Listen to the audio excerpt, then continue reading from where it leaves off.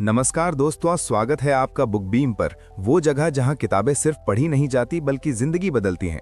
आज हम बात करने वाले हैं एक ऐसी किताब की जो हमें ये सिखाती है कि हमारी जिंदगी बाहर की दुनिया से नहीं बल्कि हमारे मन से बनती है। इस किताब का कोर मैसेज बहुत सिंपल लेकिन बहुत पावरफुल है। मन ही सब कुछ है।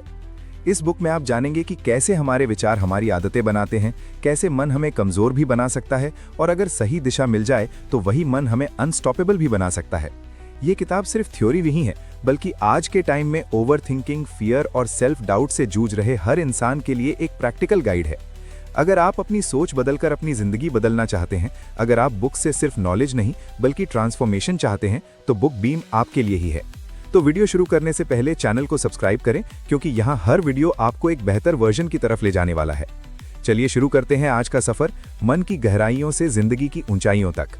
तो चलिए इसको एक कहानी से समझते हैं। राहुल एक आम सा लड़का था, न बहुत ज्यादा पढ़ा लिखा, न कोई बड़ा बैकग्राउंड, लेकिन उसकी सबसे बड़ी समस्या उसकी परिस्थितियां नहीं थी बल्कि उसका मन था।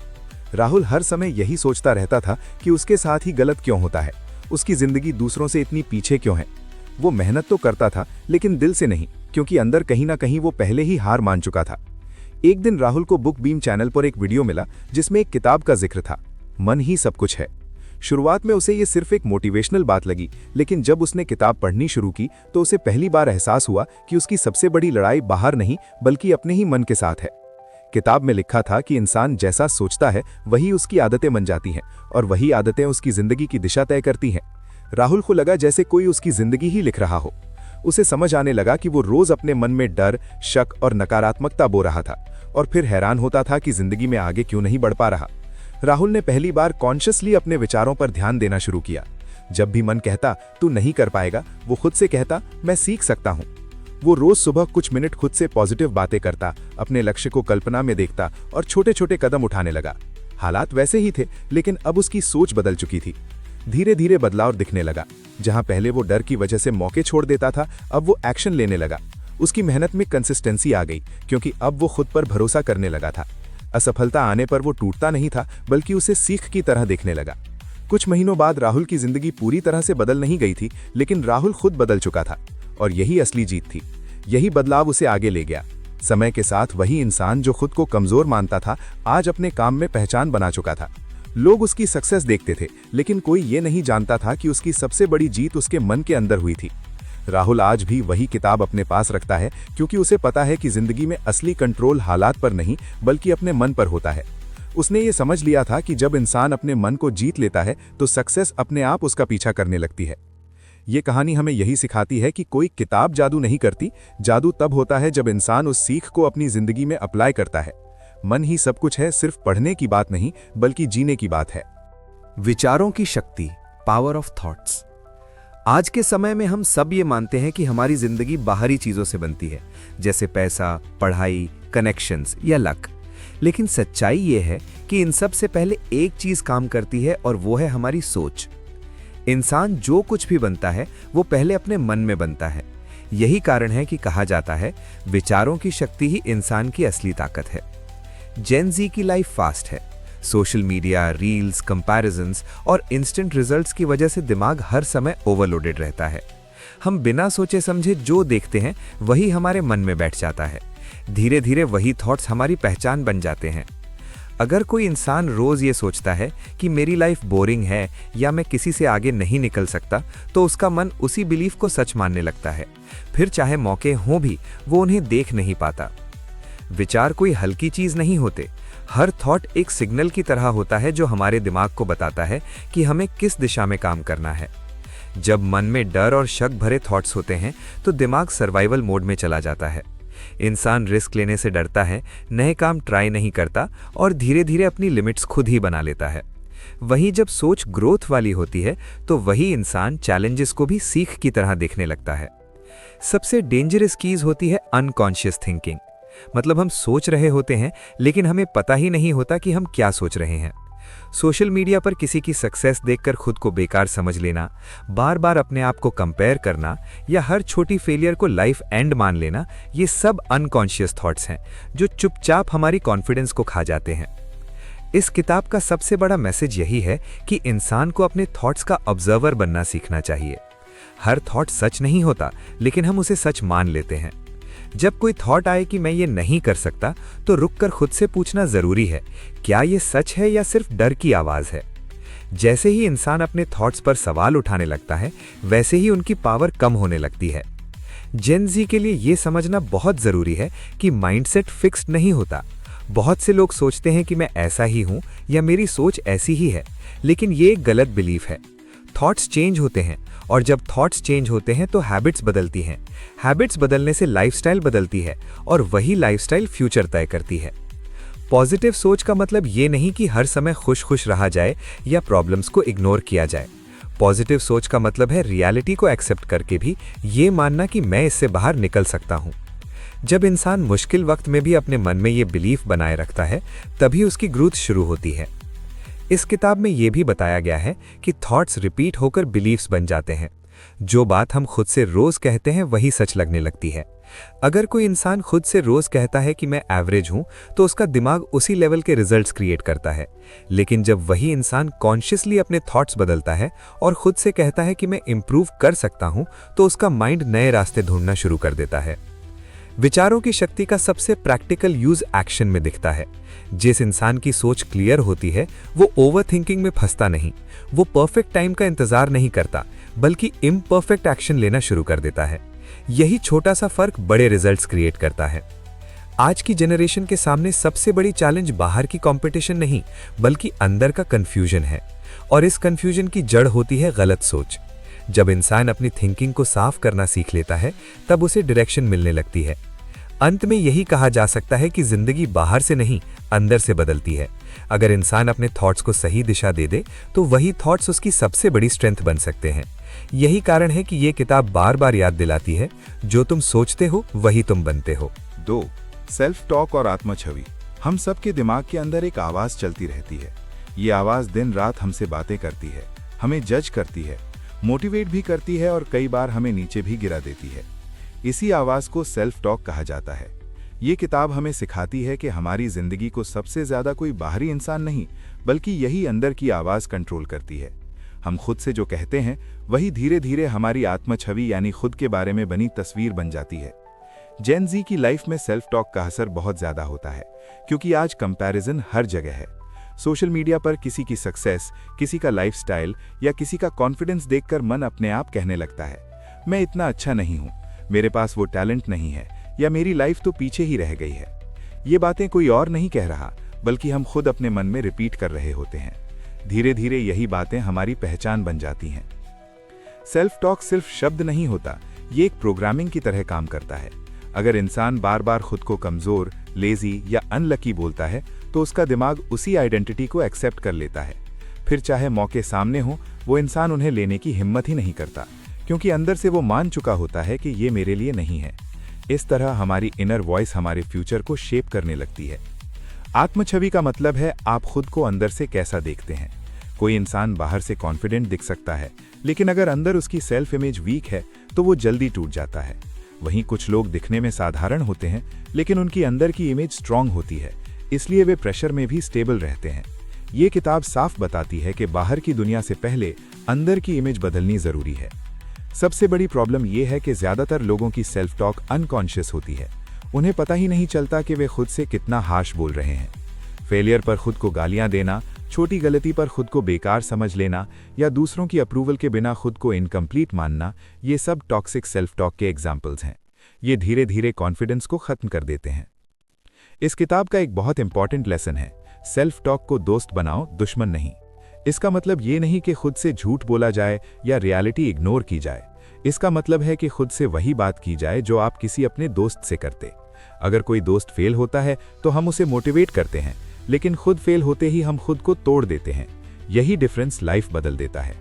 जेन ज़ी के लिए यह समझना जरूरी है कि परफेक्शन कोई रियल चीज नहीं है, लेकिन हमारी सेल्फ टॉक हमें बार बार कहती है कि तू परफेक्ट नहीं है, इसलिए तू पीछे है। जब तक ये वॉइस कंट्रोल में नहीं आती, तब तक इंसान चाहे कितना भी टैलेंटेड क्यों ना हो, वो खुलकर आगे नहीं बढ़ पाता। सेल्फ इमेज बदलने की शुरुआत अवेयरनेस से होती है। जैसे ही इंसान नोटिस करने लगता है कि वो खुद से कैसी बातें कर रहा है, वैसे ही बदलाव शुरू हो जाता है। जब कोई नेगेटिव थॉट आए तो उसे सप्रेस करने की जगह क्वेश्चन करना जरूरी है। क्या ये सच है या सिर्फ मेरी आदत बन चुकी सोच है? यही सवाल इनर वॉइस की पावर को कम कर देता है। ये किताब ये भी सिखाती है कि वर्ड्स एनर्जी कैरी करते हैं। जब इंसान खुद को बार बार स्ट्रॉन्ग, केपेबल और लर्निंग माइंडसेट वाला मानता है तो उसका दिमाग उसी हिसाब से बिहेवियर क्रिएट करता है। इसका असर एक्शंस में दिखता है। इंसान रिस्क लेने लगता है, नए काम ट्राई करता है और फेलियर से इतना डरता नहीं। आज की जनरेशन के सामने सबसे बड़ी लड़ाई कॉन्फिडेंस की है, और कॉन्फिडेंस बाहर से नहीं आता, वो अंदर की सेल्फ टॉक से पैदा होता है। जब अंदर की आवाज सपोर्टिव होती है तब बाहरी नेगेटिविटी भी ज्यादा नुकसान नहीं कर पाती। अंत में यही समझ आता है कि आप अपने बारे में जो सोचते हैं वही आप बनते हैं। अगर सेल्फ इमेज वीक है तो दुनिया कितनी भी अपॉर्चुनिटीज दे दे, इंसान आगे नहीं बढ़ पाएगा।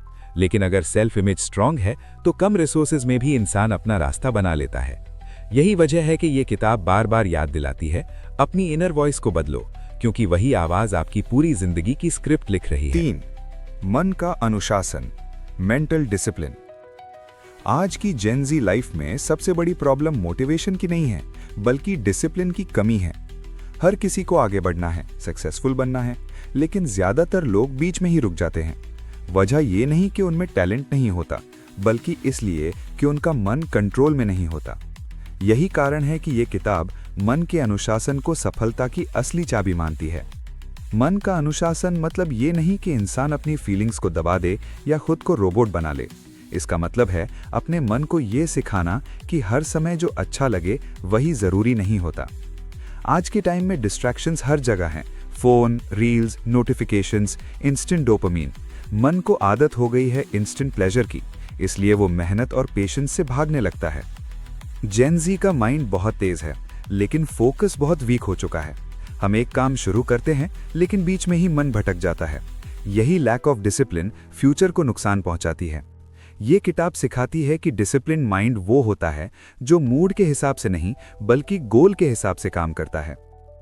मन नेचुरली आराम ढूंढता है, वो हमेशा इजी रास्ता चाहता है। जब भी कोई मुश्किल काम सामने आता है, मन एक्सक्यूजेस बनाने लगता है। आज मूड नहीं है, कल से करेंगे, अभी टाइम नहीं है। ये एक्सक्यूजेस सच नहीं होते, बल्कि अनट्रेन्ड माइंड की चाल होती है।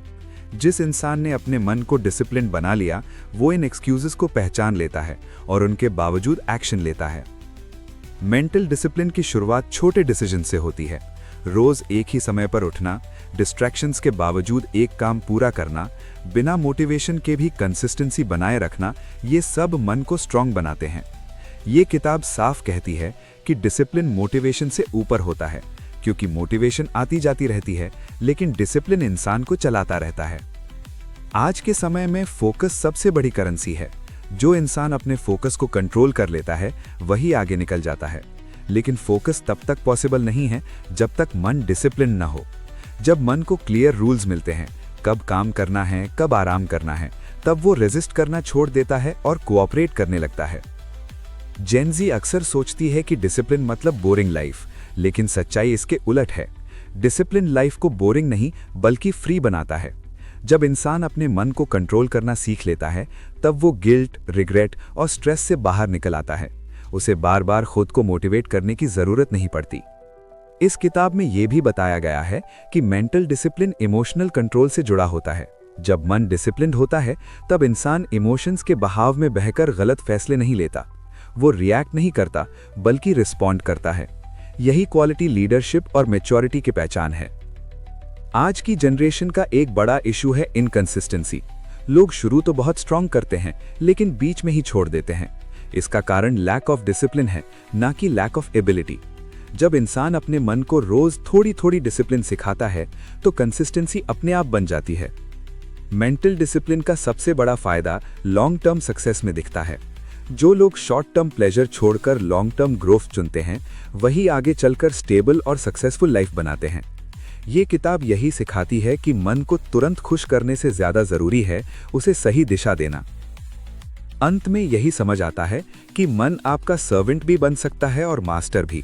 अगर मन डिसिप्लिन नहीं है तो वो आपको चलाएगा, लेकिन अगर मन डिसिप्लिन्ड है तो आप मन को चलाएंगे। और जो इंसान अपने मन को कंट्रोल कर लेता है, वो अपनी जिंदगी को कंट्रोल करना सीख जाता है। यही वजह है कि इस किताब में मन के अनुशासन को इतना महत्व दिया गया है, क्योंकि स्ट्रॉन्ग माइंड के बिना कोई भी बड़ा सपना पूरा नहीं होता। 4. भावनाओं पर नियंत्रण, इमोशनल कंट्रोल। आज की जेन ज़ी की जिंदगी में इमोशंस बहुत फास्ट मूव करते हैं। कभी एक्साइटमेंट, कभी गुस्सा, कभी इनसिक्योरिटी, तो कभी ओवरथिंकिंग। प्रॉब्लम इमोशंस का होना नहीं है, प्रॉब्लम है इमोशंस का कंट्रोल में न होना। यही वजह है कि ये किताब इमोशनल कंट्रोल को एक बहुत जरूरी लाइफ स्किल मानती है, क्योंकि बिना इसे समझे इंसान न सही फैसले ले पाता है और न ही रिश्तों को संभाल पाता है। इमोशंस अपने आप में अच्छे या बुरे नहीं होते। गुस्सा हमें बाउंड्रीज सिखाता है, डर हमें सावधान करता है और सैडनेस हमें इंसान बनाता है। लेकिन जब इमोशंस हमें चलाने लगते हैं तब प्रॉब्लम शुरू होती है। आज ज्यादातर लोग इमोशन के मोमेंट में रिएक्ट कर देते हैं और बाद में पछताते हैं। ये किताब सिखाती है कि रिएक्ट करने और रिस्पॉन्ड करने में फर्क होता है। जेन ज़ी इमोशनल ट्रिगर से घिरी हुई है।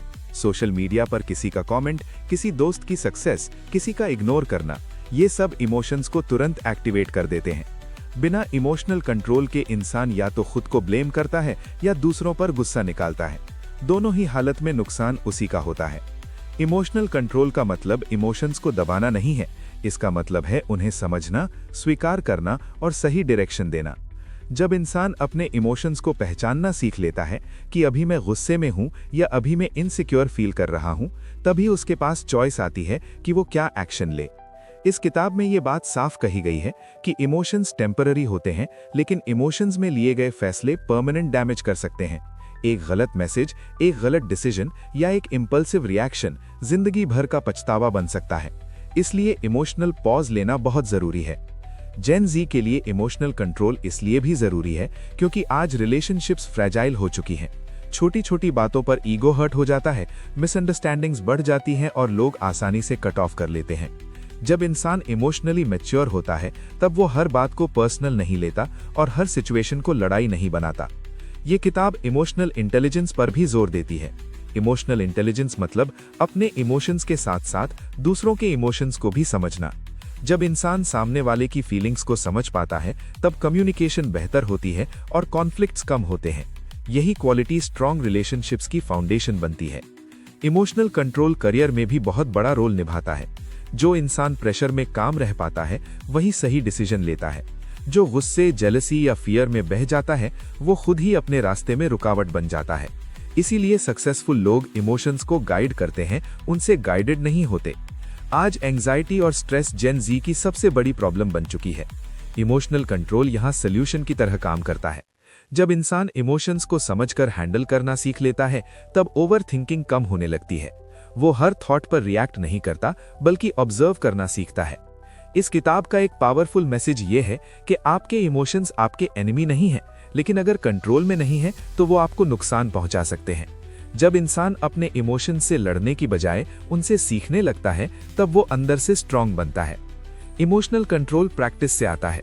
रोज की लाइफ में छोटी छोटी सिचुएशंस में काम रहना, तुरंत जवाब न देना, खुद को थोड़ा टाइम देना, ये सब इमोशनल मसल्स को मजबूत बनाते हैं। जैसे जैसे इंसान इसमें बेहतर होता है उसकी मैच्योरिटी भी बढ़ती जाती है। अंत में यही समझ आता है कि जो इंसान अपने इमोशंस को संभाल लेता है वही अपनी जिंदगी को संभाल लेता है। इमोशंस लाइफ को कलर देते हैं, लेकिन स्टीयरिंग व्हील हमारे हाथ में होना चाहिए। यही कारण है कि ये किताब इमोशनल कंट्रोल को इनर स्ट्रेंथ की सबसे बड़ी निशानी मानती है।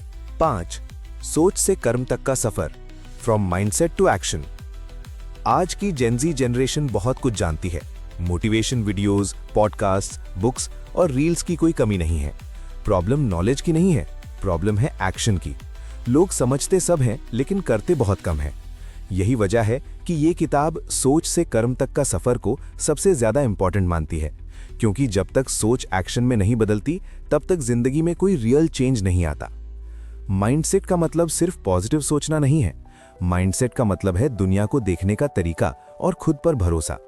बहुत से लोग सही बातें सोचते हैं लेकिन डर, कंफ्यूजन और ओवरथिंकिंग की वजह से पहला कदम ही नहीं उठा पाते। जेन ज़ी में सबसे कॉमन प्रॉब्लम यही है, परफेक्ट मोमेंट का इंतजार। लोग सोचते हैं कि जब सब सही होगा तब शुरू करेंगे, लेकिन सच्चाई ये है कि एक्शन लेने से ही चीजें सही होती हैं। ये किताब सिखाती है कि एक्शन कॉन्फिडेंस के बाद नहीं आता, बल्कि एक्शन लेने से ही कॉन्फिडेंस बनता है। जो लोग सोचते हैं कि पहले कॉन्फिडेंट हो जाएं फिर शुरू करेंगे, वे जिंदगी भर सोचते ही रह जाते हैं। वहीं जो लोग डर के बावजूद कदम उठा लेते हैं वही धीरे धीरे मजबूत बनते हैं। जेन ज़ी की लाइफ में ओवर थिंकिंग बहुत बड़ा एनिमी है। दिमाग में 1000 सिनारियोज चलने लगते हैं। अगर फेल हो गए तो, लोग क्या कहेंगे, रिजल्ट नहीं आया तो। यही ओवर थिंकिंग एक्शन को रोक देती है। ये किताब समझाती है कि हर बार सही डिसीजन लेना जरूरी नहीं है, लेकिन डिसीजन लेना जरूरी है। एक्शन न लेना भी एक डिसीजन है और अक्सर सबसे नुकसानदायक। सोच से कर्म तक पहुंचने के लिए सबसे पहले क्लैरिटी चाहिए। इंसान को ये पता होना चाहिए कि वो क्या चाहता है और क्यों चाहता है। जब क्यों क्लियर होता है तब एक्शन लेना आसान हो जाता है। बिना पर्पस के एक्शन शॉर्ट लिव्ड होता है, लेकिन पर्पस के साथ लिया गया छोटा कदम भी बड़ा इम्पैक्ट बन सकता है। ये किताब कंसिस्टेंसी पर भी जोर देती है। जेन ज़ी अक्सर शुरुआत बहुत जोश से करती है लेकिन बीच में छोड़ देती है। वजह लैक ऑफ डिसिप्लिन नहीं बल्कि अनरियलिस्टिक एक्सपेक्टेशंस होती हैं। लोग इंस्टेंट रिजल्ट्स चाहते हैं। जब रिजल्ट जल्दी नहीं आता तो एक्शन रुक जाता है। लेकिन ये किताब सिखाती है कि छोटा एक्शन रोज लेना कभी कभार बड़ा एक्शन लेने से ज्यादा पावरफुल होता है। एक्शन लेने का मतलब ये नहीं कि बड़ी छलांग ही मारी जाए। कभी कभी सबसे छोटा स्टेप ही सबसे बड़ा बदलाव लाता है।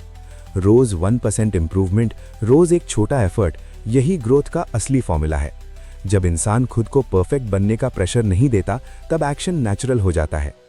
ये किताब ये भी बताती है कि फेलियर एक्शन का हिस्सा है, उसका एंड नहीं। जेन ज़ी फेलियर से बहुत डरती है क्योंकि सोसाइटी और सोशल मीडिया दोनों फेलियर को एक्सेप्ट नहीं करते। लेकिन बिना फेल हुए कोई भी ग्रो नहीं करता। जो इंसान फेलियर से सीखता है वही अगली बार बेहतर एक्शन ले पाता है। सोच से कर्म तक का सफर तब कंप्लीट होता है जब इंसान एक्सक्यूजेस छोड़ देता है। टाइम नहीं है, मूड नहीं है, रिसोर्सेज नहीं है, ये सब एक्सक्यूजेस माइंड की प्रोटेक्शन स्ट्रैटेजी होती हैं। जब इंसान एक्शन लेना शुरू करता है तो रास्ते में रिसोर्सेज खुद ब खुद मिलने लगते हैं। करियर, रिलेशनशिप्स या सेल्फ ग्रोथ, हर जगह यही रूल लागू होता है। जो लोग सोचते ही रहते हैं वे पीछे रह जाते हैं। जो लोग इम्परफेक्ट एक्शन लेते हैं वही आगे निकलते हैं। ये किताब बार बार यही याद दिलाती है कि जिंदगी प्लानिंग से नहीं, डूइंग से बदलती है। अंत में यही कहा जा सकता है कि सही सोच होना जरूरी है, लेकिन उससे भी ज्यादा जरूरी है उस सोच पर चलना। जब माइंडसेट और एक्शन एक लाइन में आ जाते हैं तब इंसान अनस्टॉपेबल बन जाता है। यही मन ही सब कुछ है किताब का सबसे प्रैक्टिकल और पावरफुल लेसन है। दोस्तों, आज हमने इस किताब मन ही सब कुछ है के उन कोर लेसन्स को समझा जो ये सिखाते हैं कि जिंदगी को बदलने की शुरुआत बाहर से नहीं बल्कि हमारी सोच से होती है। जब हम अपने विचारों को समझते हैं, अपनी इनर वॉइस को सही दिशा देते हैं, मन में अनुशासन लाते हैं, अपनी भावनाओं को संभालते हैं और सोच को एक्शन में बदलते हैं, तभी असली बदलाव आता है। ये किताब सिर्फ पढ़ने के लिए नहीं है बल्कि जीने के लिए है। अगर आप सच में अपनी लाइफ में क्लैरिटी, कॉन्फिडेंस और डायरेक्शन चाहते हैं तो इस बुक के लेसन्स को अपनी डेली लाइफ में अप्लाई करना शुरू करें। छोटे कदम लेकिन रोज, यही इसकी असली ताकत है। अगर आपको इस तरह की किताबें पसंद हैं जो सिर्फ मोटिवेट नहीं करती बल्कि आपको अंदर से बदलती हैं, तो बुक बीम आपके लिए बना है। इसलिए अभी चैनल को सब्सक्राइब करें ताकि हर नई बुक समरी, डीप लेसन और लाइफ चेंजिंग आइडिया आप तक सबसे पहले पहुंचे। याद रखिए, जिंदगी बदलनी है तो हालात नहीं, मन बदलना होगा। मिलते हैं अगले वीडियो में एक और किताब, एक और पावरफुल सीख के साथ।